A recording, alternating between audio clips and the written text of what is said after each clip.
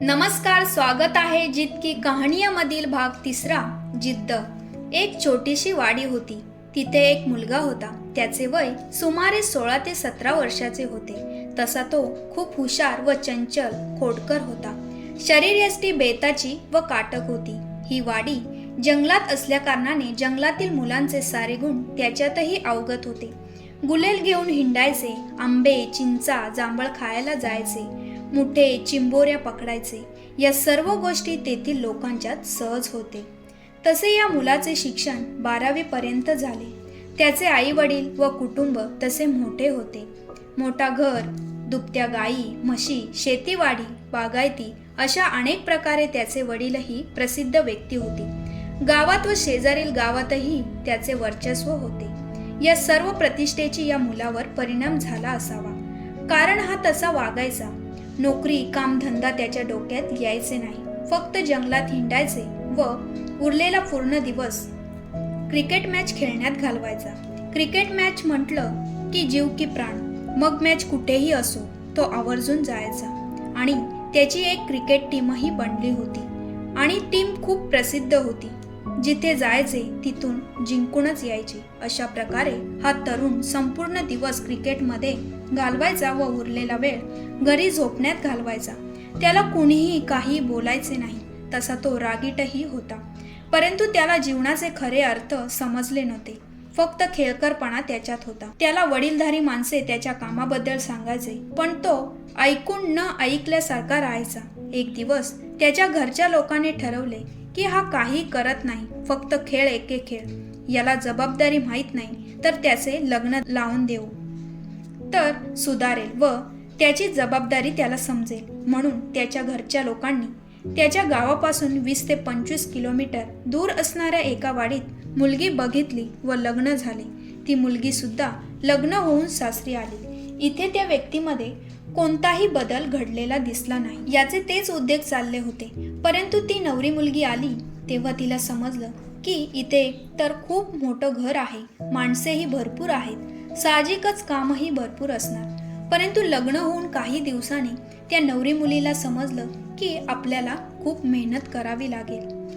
तशी ती मुलगी 9वी पर्यंत शिकलेली होती. खरे म्हणजे ती इयत्ता 9वीत होती. दिसायला सुंदर, उंच, सर पातळ व शरीर यष्टी सुडळ. तिचे स्वप्न होते की खूप शिकायचे आणि पोलीस व्हायचे. या हिशोबाने ती मैदानी खेळातही अव्वल असायची. तिला एवढ्यात लग्न करायचे नव्हते, परंतु वाडीतील लोक आणि समाज आणि कुटुंबापुढे मुलीचे काहीही चालत नाही हे इथेही सिद्ध झाले. सर्व स्वप्न स्वप्नात ठेवून ती आता सासरी मेहनतीचे घरचे काम करू लागली. एकत्र कुटुंब असल्याकारणाने घरातील कामे म्हणजे पाणी आणणे, कपडे धुणे, भांडी घासणे, स्वयंपाक, भाकरी भाजणे अशा प्रकारच्या कामात ती गुंतून गेली. एवढेच नव्हे तर जंगलात जाऊन फाटी आणणे अशा प्रकारे अवघड कामे करू लागली. एकंदरीत तिच्या स्वप्नाच्या विरोधात ती वागत होती. ती एक उत्तम गृहिणी व अस्सल जंगलातील खडतर मेहनत करणारी एक जंगली बाई झाली होती. येथे मात्र आपल्या नवऱ्याला काम नाही व तो काही काम करत नाही, फक्त खेळ व खेळकर असतो. याचा त्याला व तिला जागोजागी वेळोवेळी खूपच कमीपणाचे व अपमानाचे वाटे. स्वतःचं घर नाही, स्वतःचं अस्तित्व नाही की स्वावलंबन नाही, अशा या कौटुंबिक विचाराने ती ग्रासलेली असायची व आपल्या नवऱ्याला समजवण्याचा प्रयत्न करायची. त्यात बघता बघता एकामागे एक 2 मुलेही झाली. त्याची ही जबाबदारी वाढली. कुठेतरी कुटुंबाला हातभार लावावा म्हणून छोटेसे दुकानही टाकले व त्या व्यक्तीला अगदी तुटपुंजा पगारावर एक छोटीशी नोकरी लागली. आता त्या व्यक्तीला आपली जबाबदारी हळूहळू समजायला लागली. मान अपमान, आपली पत्नी, मुले, घर याबद्दल त्याला कळू लागले. एकदा एक घटना घडली की काही काम करताना घरच्या छपरावरून पाय घसरून खाली पडला. हात पाय मोडले. पडल्या ठिकाणी मूर्छित गेला. तेव्हा तिथेही त्याची पत्नी वाघिणीसारखी धावून त्याचे जीव वाचवले. लोकांना वाटले की तो व्यक्ती मेला म्हणून तेथील सर्वजण पळाले. परंतु या एकट्या वाघिणीने त्याला उपचारासाठी काही लोकांच्या मदतीने त्याला हॉस्पिटलला नेऊन वाटेल ते उपचार, ते संकट सहन करून त्याला सुधारले व बरे केले. अशा या अपघातात बरेच महिने निघून गेले. आर्थिक परिस्थिती खूपच बिकट झाली. त्यात त्या व्यक्तीचीही नोकरी गेली व राहते घरही सोडावे लागले. 2 मुलांना घेऊन मिळेल तिथे दिवस काढत होते. खूपच हालाकीचे दिवस होते. एकमेकांना बघून रडण्याशिवाय काहीही पर्याय नव्हते. आता त्या व्यक्तीला आपल्या भूतकाळातील खेळकर वृत्ती व चुका समजू लागल्या व तिला समजलं की आता आपण लोकांवर, नातेगोत्यांवर, नशिबावर विसंबून राहायचं नाही. जे करायचं ते स्वतः करायचं असे निर्णय घेऊन दोघेही जिद्दीवर पेटले. आपले जीवन असे फुकट घालवायचे नाही. काहीही झाले तरी आता रडायचं नाही, लढायचं. आता आपल्यात फक्त जिद्द आणि जिद्दच पाहिजे. दोघांनी कंबर कसली, जिद्दीला पेटून उठले व गेलेली नोकरीही कोर्ट कचेरी करून पुन्हा मिळवली. कितीही दरिद्री असली तरी ते न्यायासाठी लढू लागले. खूप परिश्रम करू लागले. त्याच्या बाजूने काही निर्णय येत होते. आता दोघांनी असे ठरवले की आपली ताकद आहे, श्रम करण्याची कुवत आहे, इच्छाशक्ती दांडगी आहे, मग आपण का मागे राहायचं? किती दिवस ही हाल अपेष्टा सहन करायचे?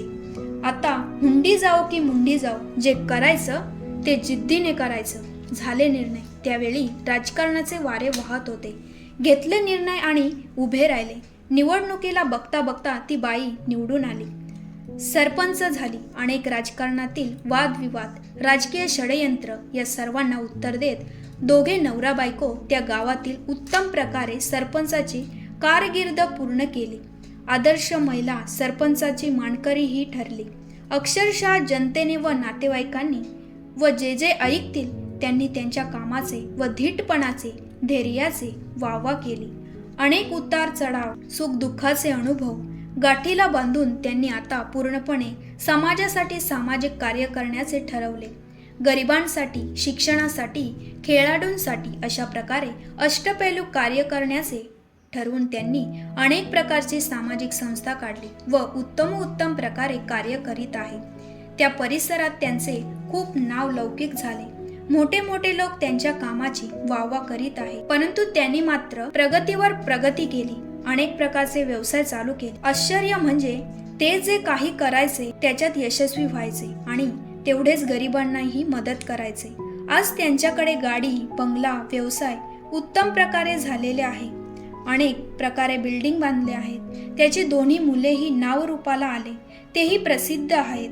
त्याने अनेक लोकांना मोफत व माफक दरात घरेही दिली. आज ते एक खूप मोठे व्यक्तिमत्वाचे प्रतिष्ठित व्यक्ती आहेत. त्यांचे म्हणणे एवढेच आहे की कोणत्याही मुलाने किंवा मुलीने व घरच्या लोकांनी जबरदस्ती लग्न लावून देऊ नका. प्रथम मुलाने व मुलीने त्यांचे शिक्षण व काय व्यवसाय इच्छा पूर्ण करा, मगच लग्न करा.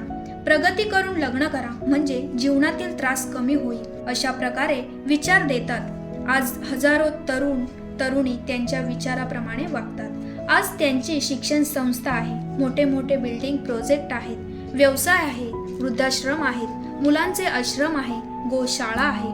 मोठे मोठे डोंगर दत्तक घेऊन लागवड करून हरित क्रांती आणली आहे. या सर्वाहून मोठे म्हणजे ते खूप मोठे दानशूर आहेत. त्यांची प्रसिद्धी व प्रगती पाहून त्यांना सर्वच लोकांनी व पक्षांनी पुन्हा निवडणुकीला उभे केले व रेकॉर्ड तोड मतांनी निवडून आले व आता त्यांना गृह खात्यातील मंत्रीपदही भूषवले. त्यांचे नाव सर्वजण खूप आदराने घेतात. एक दिवस एक लेखक त्यांच्याकडे आले व त्यांची माहिती मागितली की तुम्ही दोघे एवढे प्रसिद्ध कसे काय झाले? काय गमक आहे तुमच्या यशाचे? ते म्हणाले, काही नाही, आम्हीही एक गरीब वाडीत राहणारे होतो.